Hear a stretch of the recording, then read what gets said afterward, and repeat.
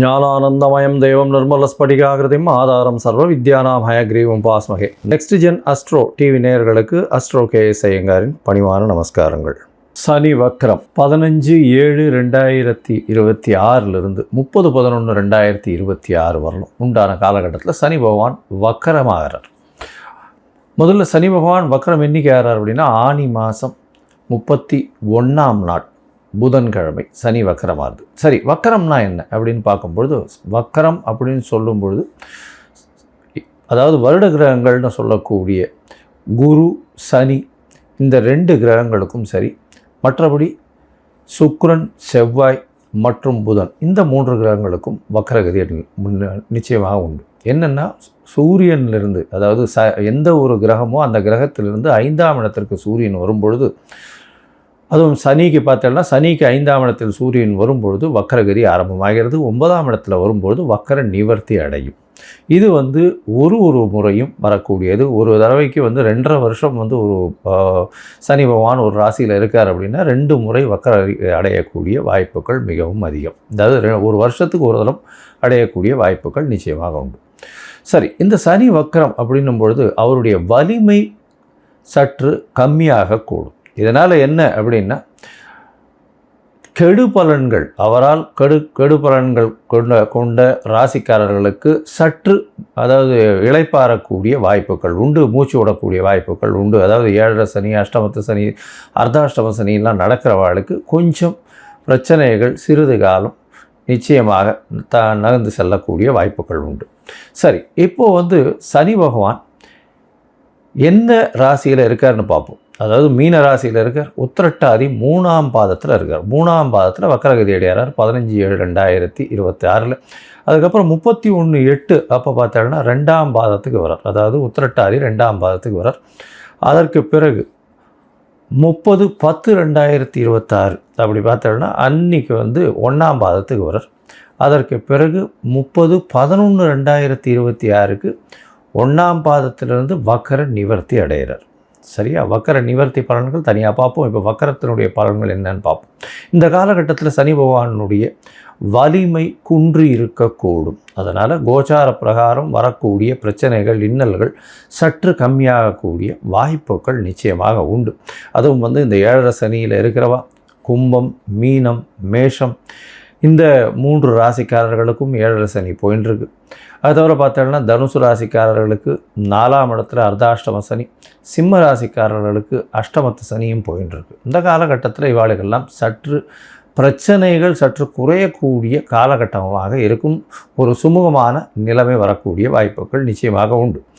சரி, இந்த சனி பகவானுக்கு பிரச்சனைகள் வலிமை குறைந்தாலும் சில இடத்துல உங்களுக்கு பிரச்சனைகளை அதிகமாக கூட்டக்கூடிய வாய்ப்பு உண்டு. அதாவது சில ராசிக்காரர்களுக்கு பரம எதிரியாக இருக்கக்கூடியவர், அதுவும் சிம்ம ராசி, கடகராசியெல்லாம் பரம எதிரின்னு சொல்லக்கூடியவர். அந்த மாதிரியான ஒரு கிரகம் இந்த சூரியனுக்கும் சந்திரனுக்கும் சனி மிகப்பெரிய எதிர் கிரகமாக சொல்கிறது. அதனால தான் சனி பகவான் 7-8 அதிபதி அப்படின்னு சொல்கிறது. 6-7 அதிபதி சிம்மத்துக்கு. இதன் மூலியமாக கடன் தொல்லை, நோய், தவிர அசிங்கம், அவமானம் இது எல்லாத்தையுமே கொடுத்துருவார். இந்த அஷ்டமத்து சனி வந்ததுன்னா கேட்கவே வேண்டாம், எல்லா பிரச்சனையும் கொடுப்பார். அதாவது மிகப்பெரிய அசிங்கம், அவமானம் இது எல்லாத்தையுமே கொடுத்தே தீரணும் அவர். அந்த காலகட்டத்தை தாண்டித்தான் எல்லாரும் போயாகணும். சரி, இப்படி இருக்கக்கூடிய காலகட்டத்தில் என்னென்ன எளிய பரிகாரங்கள் பண்ணலாம் அவருக்கு? அதாவது பரிகாரங்கள் அப்படின்னு சொன்னால் அவருடைய முதல்ல அவருடைய காயத்ரி மந்திரம் இல்லை அவருடைய ஸ்லோகம்.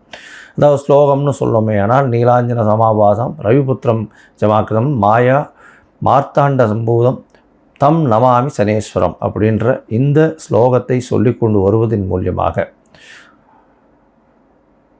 சனி பகவானுடைய பிரச்சனைகள் குறையக்கூடிய வாய்ப்புகள் உண்டு. அதுவும் சனிக்கிழமை சொல்கிறது இந்த 139 நாளும் சொல்கிறது ரொம்பவும் நல்லது. இது இல்லை அப்படின்னா அதாவது ஓம் காகத்வஜாய வித்மஹே கட்கஹஸ்தாய தீமகி தன்னோ மந்த பிரச்சோதயாத்துன்னு ஒரு நாளைக்கு 8 முறை சொல்கிறது மிகவும் நல்லது.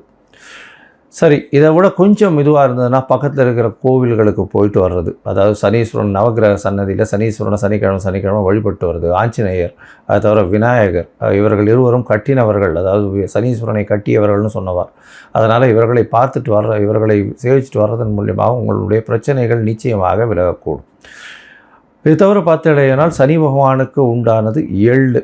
காகத்திற்கு சாதம் போடுறது, அதுவும் சனிக்கிழமை அன்றைக்கி சுடசாதம் போடுறது மிகவும் விசேஷம். அதற்கு பிறகு நீங்கள் அன்னம் புசிப்பது ரொம்பவும் நல்லது. காகத்துக்கு சாதம், தயிர் சாதம் சனிக்கிழமை கொடுக்கறது, தானம் கொடுக்கறது, வேஷ்டி அங்கவஸ்திரம் கோவில் குருக்களில் வாழுகள்லாம் அந்தணர்களுக்கு கொடுக்கறது, அது தவிர இரும்பு சம்பந்தமான விஷயங்கள் தானம் கொடுக்கறது, லெதர் அதாவது தோல் சம்பந்தமான அந்த விஷயங்கள் தானம் கொடுக்கறது, கீழ்த்தட்டு மக்களுக்கு சாப்பாடு உணவு கொடுக்கக்கூடியது, இதெல்லாம் பண்ணிட்டே வந்தாலே. அதே மாதிரி சீனியர் சிட்டிசன் ஹோமில் போய் உங்களால் முடிஞ்ச தானம் பண்ணுறது, இதெல்லாம் சனி பகவானுக்கு உண்டான பரிகாரங்கள் அப்படின்னு சொல்லக்கூடியது. எளிய பரிகாரங்கள் உங்களால் முடிஞ்சது நீங்கள் என்ன பண்ண முடியுமோ அது டெஃபினட்டாக பண்ணலாம். இது தவிர பார்த்தாலேனால் சனி பகவானை பொறுத்தவரை அவர் நல்ல ஒரு ஏற்றத்தை கொடுப்பார். உங்களுக்கு அந்த சனி பகவான் குருவினுடைய பார்வையிலையோ நல்ல சுபர்களுடைய பார்வையிலையோ இருந்தால் நல்ல ஒரு ஏற்றத்தை கொடுப்பார். இப்போ பார்த்தோம்னா குருவினுடைய பார்வையில் இருக்கிறதுனால மிகப்பெரிய ஏற்றத்தையும் மாற்றத்தையும் ஒருத்தருடைய வாழ்க்கையிலையும் நிச்சயமாக கொடுப்பார். இந்த காலகட்டத்தில் சனி பகவான் கர்ம காரகன்னு சொல்கிறவர், அதை தவிர ஆயுள் காரகன்னு சொல்கிறவர். அதாவது உங்களுடைய தொழில் எல்லா விஷயத்துக்கும் முதல்ல இந்த சனி பகவான் வந்தார்னா 7 அஷ்டமம் அர்த்தாஷ்டமம் வந்ததுன்னா முதல்ல வேலையில் பிரச்சனை வரும், பண வரவுக்கு பிரச்சனை வரும். இது எல்லாமே இல்லாமல் இந்த காலகட்டத்தில் எளிய முறையில் நீங்கள் பயன் பெறணும் அப்படின்னா அவருடைய காயத்ரி மந்திரம், அவருக்கு இந்த நெய், அதாவது இந்த எண்ணெய் எள்ளில் எடுக்கப்பட்ட எண்ணெய், அதாவது ஜிஞ்சிரி ஆயில் சொல்கிறோம் இல்லையா, நல்லெண்ணெய் எடுத்து நல்ல செக்கில் ஆட்டு நல்லெண்ணெய் கொண்டு போய் தானமாக கொடுங்கோ, இல்லை கோவிலுக்கு விளக்கு ஏற்றுறதுக்கு கொடுத்துட்டு வாங்கோ. அது உங்களுக்கு நல்ல ஒரு ஏற்றத்தை நிச்சயமாக கொடுக்கும். சரி, இப்போது மேஷம் முதல் மீனம் வரை ஒரு ராசியாக சனியினுடைய வக்ரம் எந்த மாதிரியான விளைவுகளை தரும் அப்படின்றத பார்ப்போம். அதற்கு முன்னாடி என்னுடைய மொபைல் நம்பர் கீழே ஸ்க்ராலிங்கில் போயின்ட்டுருக்கோம். உங்களுக்கு அஸ்ட்ராலாஜிக்கல் கன்சல்ட் தேவைப்பட்டதுன்னா எனக்கு ஃபோன் பண்ணுங்க. உங்களுக்கு வேண்டிய அதாவது அஸ்ட்ராலாஜிக்கல் கன்சல்ட் கொடுக்குறேன். அதுக்கு முன்னாடி என்னுடைய என்ன பேமெண்ட் கட்டணும், என்ன எடுத்துக்கணும், அப்பாயின்மெண்ட் எப்படி எடுத்துக்கணுன்றதையும் சொல்கிறேன். அது பேமெண்ட் கட்டிவிட்டு யூடிஆர் நம்பர் ஷேர் பண்ணிவிட்டு உங்கள் அப்பாயின்மெண்ட்டையும் எடுத்துகிட்டு அதுக்கேற்ற மாதிரி நம்ம அதை பற்றி பேசலாம். சரி, இப்போ மேஷம் முதல் மீனம் வரை சனி வக்ரம் எப்படி இருக்குதுன்னு பார்ப்போம். ரிஷபம், கிருத்திகை, ரோகிணி, மிருகசீரிஷம், இந்த 3 நட்சத்திரம் 9 பாதங்களை கொண்ட ராசி. பொதுவாகவே பார்த்தோம்னா இந்த ரிஷப ராசிக்கும் துலா ராசிக்கும் பெரிய ஏற்றம் என்னென்னா சனி பகவானால் நல்ல ஒரு ஆதாயம் தான் கிடைக்கும். ஏன்னா ரிஷபத்தை பொறுத்தவரை 9 பத்தின் அதிபதி. அதனால் பார்த்தோம்னா எப்பொழுதுமே பொதுவான காரியங்களில் இருந்தார்களே ஆனால், பொதுவாக மக்கள் சேவையில் இருப்பார்களே ஆனால் அவர்களுக்கு பெரிய ஏற்றம் கிடைக்கக்கூடிய காலகட்டமாக அமைப்போகிறது. சரி, இந்த காலகட்டத்தில் ரிஷபராசிக்காரர்களுக்கு 11ஆம் இடத்துல சனி வக்கரகதி இடையிறார். சனி வக்கரகதி இடையும் போது என்னென்ன பலன்கள் வருது அப்படின்னு பார்ப்போம். சனி பகவான் உங்களுடைய ராசிக்கு 11ஆம் இடத்துல லாபஸ்தானத்தில் இருக்கார். லாபங்கள் சற்று குறையக்கூடிய வாய்ப்புகள் நிச்சயமாக உண்டு. வேலையில் மாற்றங்கள் வரக்கூடிய வாய்ப்பு உண்டு. புதிய வேலை கிடைக்கக்கூடிய வாய்ப்புகள் உண்டு. அதுவும் 15/7 15/7 31/8 வரலும் உண்டான காலகட்டத்தில் உத்திரட்டாதி 3ஆம் மாதம் சனியினுடைய நட்சத்திரத்திலே இருக்கும்பொழுது நிச்சயமாக உங்களுக்கு வேலை கிடைக்கக்கூடிய வாய்ப்பு, வேலையில் மாறுதல்கள் வரக்கூடிய வாய்ப்பு, உங்களுக்கு ப்ரமோஷன் வரக்கூடிய வாய்ப்பு, எடுத்த காரியங்களில் வெற்றி கிடைக்கக்கூடிய வாய்ப்புகள் நிச்சயமாக இருக்கும். அதோட உடல் நலத்தில் நல்ல ஒரு ஏற்றம் இருக்கக்கூடிய காலகட்டமாக இது அமைய போகிறது. உங்களுடைய ராசிக்கு பார்த்தீங்கன்னா 31/8க்கு பிறகு, அதாவது 31/10 வரலும் கிட்டத்தட்ட பார்த்தீங்கன்னா இந்த காலகட்டத்தில் உங்களுடைய ராசிக்கு குழந்தைகள் மூலியமாக சிறு சிறு தொல்லைகள் வரும். அதோட பார்த்தோம்னா குழந்தை பிராப்திக்குன்னு பார்த்துட்டு இருக்கிறவாளுக்கு கொஞ்சம் பிரச்சனைகள் வரக்கூடிய வாய்ப்புகள் இந்த காலகட்டத்தில் நிச்சயமாக உண்டு. மருத்துவர்களுடைய ஆலோசனைப்படி செல்வது ரொம்பவுமே நல்லது. இந்த காலகட்டத்தில் உங்களுடைய ராசிக்கு பார்க்கும்பொழுது அதாவது கடைசி ஒரு 30 நாள் 35 நாள், அதாவது 30/11 வரலும் உத்திரட்டாதி 1ஆம் பாதத்தில் இருக்கார். இந்த உத்திரட்டாதி 1ஆம் பாதத்தில் இருக்கும்போது உங்களுடைய சுகங்கள் குறையக்கூடிய வாய்ப்பு, அலைச்சல் கொஞ்சம் அதிகமாக இருக்கக்கூடிய வாய்ப்பு, தாயின் உடல்நிலையில் சற்று பின்னடைவு இருக்கக்கூடிய காலகட்டமாக இது வரப்போகிறது. இந்த காலகட்டத்தில் அதுவும் கலைத்துறையில் இருக்கிறவங்களுக்கெல்லாம் திடீர் ஏற்றம் கிடைக்கக்கூடிய காலகட்டம். ஏன்னா வேலையில் மாற்றம் இருக்கும், அது தவிர புதிய ஏற்றம் கிடைக்கக்கூடிய காலகட்டமாக அமையும். அது தவிர பார்த்தாலேயானால் அதிகமாக அலைச்சல் இருக்கக்கூடிய காலகட்டம். பணம் வருவதற்கு தடை இல்லாமல் இருக்கும். எப்போவுமே சனி பகவான் பொதுவாக ரிஷபத்தில் இருந்தாலே பணம் அதிகமாக வரும். அதுவும் ரிஷப ராசிக்காரர்களுக்கு எப்போவுமே பணம் வரக்கூடிய காலகட்டம், எப்பொழுதுமே கையில் பணம் இருக்கக்கூடிய, அதாவது லிக்விட் கேஷ்னு சொல்லக்கூடிய பணம் கையில் இருக்கக்கூடிய காலகட்டமாகவே இந்த காலகட்டம் அமைய போகிறது. கவலைப்படவே தேவையில்லை. உங்களுடைய ராசிக்கு மொத்தத்தில் பார்க்கும் பொழுது இந்த சனி வக்ரம் நல்ல ஒரு ஏற்றத்தை கொடுக்கும். தொழிலில் மாறுதல்கள், புதிய வேலை மாற்றங்கள், வேலையில் ஏற்றங்கள் கிடைக்கக்கூடிய காலகட்டமாக இது அமைய போகிறது. அது தவிர புதிய கடன் உண்டாகக்கூடிய காலகட்டம், கடன் மூலியமாக புதிய வசதி வாய்ப்புகள் வரக்கூடிய காலகட்டமாக அமையும். புதிய வீடு மனை வாங்கக்கூடிய, வண்டி வாகனம் வாங்கக்கூடிய அந்த சுகங்கள், வண்டி வாகனம் இந்த மாதிரியான விஷயங்கள் அமையக்கூடிய காலகட்டமாக அமைய போகிறது.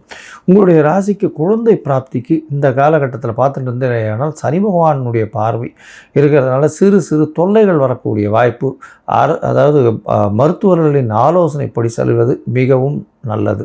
இந்த காலகட்டத்தில் தனித்து எந்த ஒரு விஷயத்தையும் எடுக்காதீங்க. நீங்களே டிசைட் பண்ணி பண்ணுறதுன்றது பண்ணாதீங்க. மருத்துவர் ஆலோசனை மிக மிக முக்கியம். அந்த மாதிரி இருக்கிறது நல்லது. உங்களுடைய ராசிக்கு உடல்நிலையில் சற்று பின்னடைவு இருக்கும். கொஞ்சம் ஜாகிரதையாக இருக்கிறது நல்லது. ஏன்னா அலைச்சல் கொஞ்சம் அதிகமாகவே இருக்கும். உங்களுடைய சுகங்கள் கிடக்கூடிய வாய்ப்புகள் கொஞ்சம் அதிகமாகவே இருக்கும். தாயின் உடல்நிலையில் சற்று ஜாகிரதையாக பார்த்துட்டு இருக்கிறது ரொம்பவுமே நல்லது. இந்த காலகட்டத்தில் பண வரவிற்கு பஞ்சம் இருக்காது. சரி, இப்போ உங்களுடைய தசாபுக்தி அந்தரம் சூக்ஷ்மம் அந்த அளவுக்கு விசேஷமாக இல்லை. அப்படின்னும் பொழுது எந்த எந்த கடவுளை போய் கும்பிடலாம் அப்படின்னு பார்க்கும் பொழுது இந்த காலகட்டத்தில் ரிஷபராசிக்காரர்களுக்கு, அதுவும் நீங்கள் அருகில் இருக்கக்கூடிய, அதாவது பார்த்தசாரதி பெருமாள் இல்லைன்னா கிருஷ்ணர், இந்த மாதிரியான தெய்வங்களை போய் வணங்கிட்டு வர்றது மிகவும் நல்லது. இதை தவிர பார்க்கும்பொழுது நீங்கள் அருகில் இருக்கக்கூடிய, அதாவது ஒரு முறையாவது நவ திருப்பதி போயிட்டு வாங்க. நவ திருப்பதியில் இந்த சனிக்கு உண்டான க்ஷேத்திரம் அப்படின்னு சொல்லக்கூடியது பெருங்குளம்.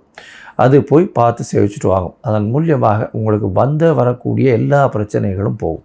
இதை தவிர பார்க்கும்பொழுது இந்த எளிய பரிகாரம்னு ஏற்கனவே சனியினுடைய காயத்ரி சொல்லியிருக்கேன், சனியின் ஸ்லோகம் சொல்லியிருக்கேன். அது சொல்லுங்க. தானம் கொடுங்க, இரும்பு தானம் கொடுங்க உங்களால் முடிஞ்சதுன்னா. அதுக்கப்புறம் இந்த கீழ்த்தட்டு மக்களுக்கு செப்பல், அதாவது செருப்பு வாங்கி கொடுக்கறது, லெதரில் வாங்கி கொடுக்கறது, இந்த மாதிரியான விஷயங்கள் கொடுங்க, தானம் கொடுங்க. அது தவிர உங்களால் முடிஞ்சதுன்னா தயிர் சாதம், சனிக்கிழமை தயிர் சாதம் அருகில் இருக்கக்கூடிய விநாயகர் கோவிலில் பிரசாதமாக இது பண்ண சொல்லுங்கள், விநியோகம் பண்ண சொல்லுங்கள். காகத்துக்கு சாதம் வச்சுட்டே வாங்கும். இது எல்லாமே சனி பகவானுக்கு உண்டான ஏற்றமான விஷயமாக சொல்லப்படுறது. எண்ணெய், செக்கு எண்ணெய் அருகில் இருக்கக்கூடிய கோவிலில் உங்கள் தானம் கொடுத்தலையானால் அவர்களுக்கு விளக்கேற்றுறதுக்கு உபயோகமாக இருக்கும். இந்த விஷயத்தில் நீங்கள் இந்த எளிய பரிகாரங்களை பண்ணுறதன் மூலியமாகவே உங்களுக்கு நல்ல ஒரு ஏற்றம் கிடைக்கக்கூடிய காலகட்டமாக இந்த சனி வக்ரம் அமையும்.